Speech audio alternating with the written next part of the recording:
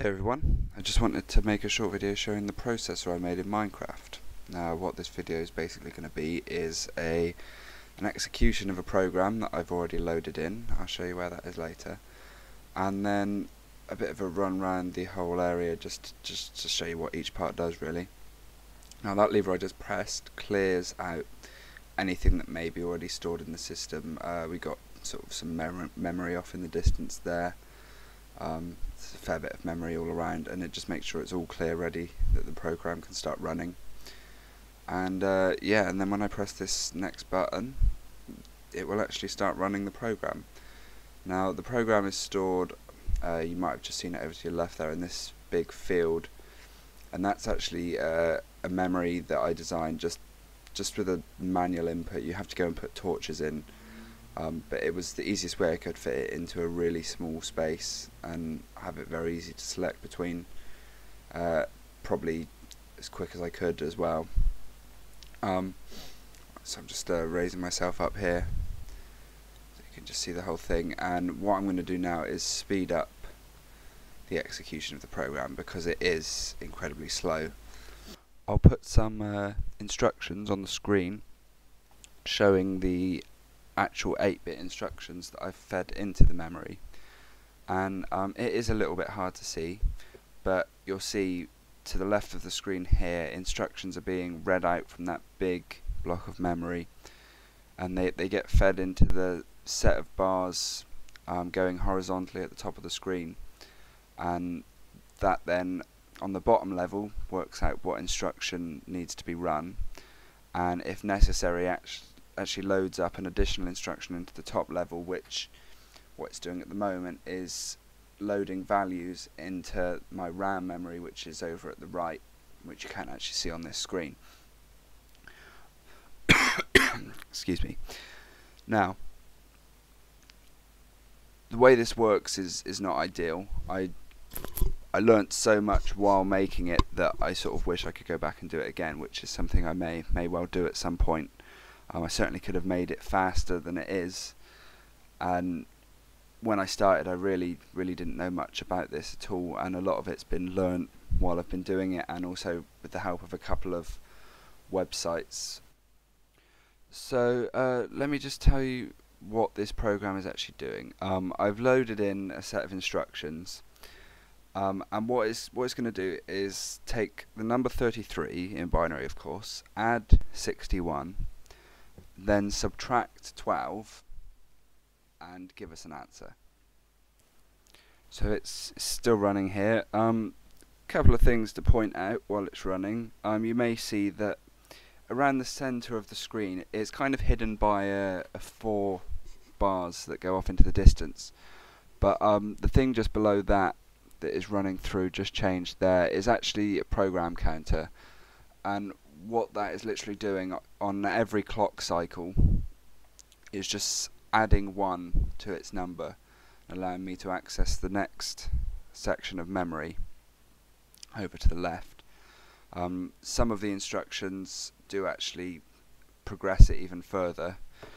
That in particular is something which in hindsight I wouldn't do again, because it can just be quite messy to have an uneven number of instructions for some things while only using 1 instruction for another thing, and I think I could have made a more robust architecture using, perhaps this particular program would have used more commands, but other programs would have used less. That may be a little bit hard to explain if you're not familiar with how this is actually working, but trust me, it was a bit of a mistake on my part.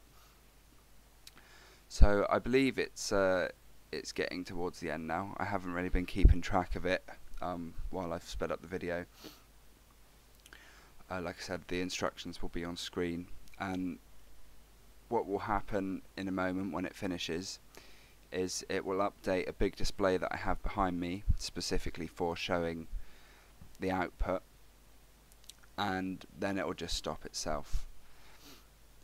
Once that's done, I'll give you a tour around the processor. I'll show you the output just to prove it did actually do something, and then I'll just give you a run around the processor and show you each section Okay, so here's the other video, and as you can see at the top and bottom here, it's calculated the value of 82, which is 33 plus 61 minus 12. Now that number 82 is shown in binary, and what I will put on screen for those not very familiar with binary is just how you add it up using the place values of each section. So, oh, that took me by surprise. I don't remember editing that in so fast. Okay, what you just saw back there under the glass was the clock. I'm running here down the main command lines. The central block there where I was standing was kind of an afterthought, just for an easier way to control it, really, which is why there is this additional wire leading to where all the commands actually go in. But it doesn't take too long, it's only a couple of repeaters. So only 2 of the commands here are used during the execution of the program. The other ones are reserved mainly for resetting it. Okay, so the instructions come down here. Activate relevant wires over here that will output the program command from the large area of memory over there. Each one is 16 bytes, so I have 64 bytes in total of memory. These here is two sets of registers, each 8-bit, top and bottom.